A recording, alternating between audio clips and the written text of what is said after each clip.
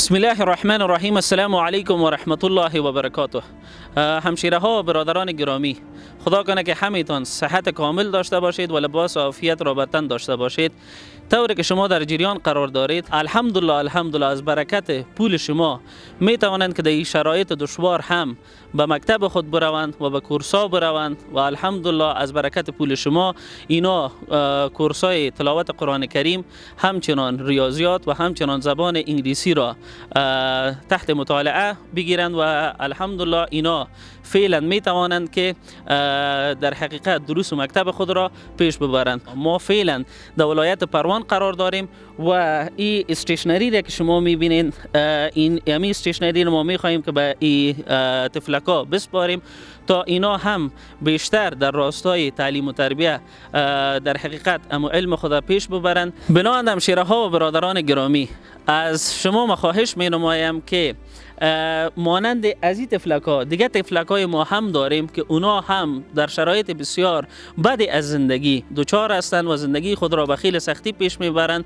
بناهن اگر ما و شما دست را با هم بدهیم و ان شاء الله تعالی قرار فرموده جناب سرور کائنات حضرت محمد مصطفی صلی الله علیه و سلم که میفرمایند کسی که کفالت یتیم را بر عهده میگیرد، آن شخص با رسول الله صلی الله علیه و سلم در جنت چنان می باشد مانند که رسول الله صلی الله علیه و سلم در حدیث شریف دو انگشت مبارک خود را به قسم هدایت به صحابه کرام بلند نمود، یعنی در حقیقت همسایگی رسول الله صلی الله علیه و سلم را در بهشت کسب می کند. فلهذا این بسیار خوب خواهد بود ان شاء الله که هم در اجر آخرت و همچنان هم در حقیقت یک سکون قلبی در دنیا بر ما هم است تا ما حدی اقل اگر بتوانیم کفالت یک یتیم را به عهده بگیریم ان شاء الله تعالی هم اجر آخرت است و همچنان هم سکون قلبی در این جهان هم همراه ما می باشد. و برادران و همشیره های گرامی، با اساس برکت پول شما این تفلکایی که مکتب میرند الحمدلله در بخش ریاضیات، در بخش زبانها و همچنان در بخش تلاوت قرآن کریم، اینا الحمدلله چیزهای بسیار خوبی را در حقیقت از استادان گرامی خود آموختند.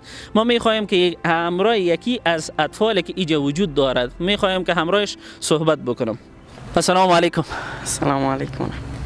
اسمتان؟ شکیب. شما صنف چند مکتب هستین؟ 6 الف. در کدام مکتب درس میخوانین؟ مکتب لیسه یقین. کدام مضمونتان را بسیار دوست دارید؟ ریاضی.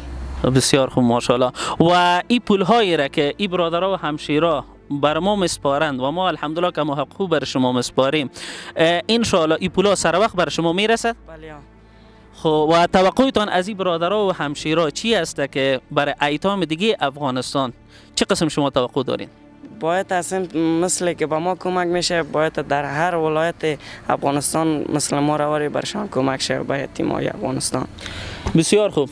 پس برادرها و همشیرای عزیز، شما شنیدید که این تفلک همچنان گفتند که در افغانستان ما بسیار از ایتام مانند اینها وجود داره تا اونا هم در حقیقت یک سرپرستی برشان باشه و شما میتونید که حداقل $35 امریکایی در ماه بر ما بفرستید و ما ان شاء الله که ما حقوق این پولها را به امی ایتام که در حقیقت نیازمندی های بسیار بیشتر زندگی از اینها مرفوع نمیشد، ما ان شاء الله این پولها را از اونها هم میسپاریم. جزاک الله خیرا. السلام علیکم و رحمت الله.